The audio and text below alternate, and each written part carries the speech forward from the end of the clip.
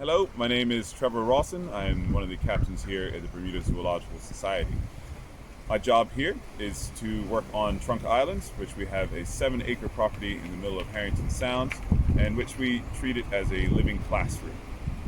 On this living classroom, we are able to bring out students of all ages to do plenty of conservation work, including removing invasive species and planting native and endemic species. So our microforest project, the Bermuda Zoological Society's microforest project, is planted in Bermuda and inspired by a man named Dr. Miyawaki in Japan, in which you remove an area of low biodiversity or a brownfield site, and you're able to plant heavily with native and endemic species. And the idea there is to increase the density between these species, as well as the canopy layers from forest floor all the way to the emergent layer, and allow for a very strong, resilient plot of native and endemic species.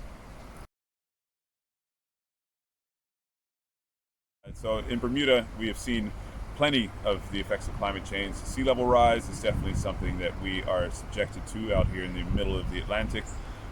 These areas are usually marked all the way back to the 1800s, and we are finding out that the tide line is a lot higher.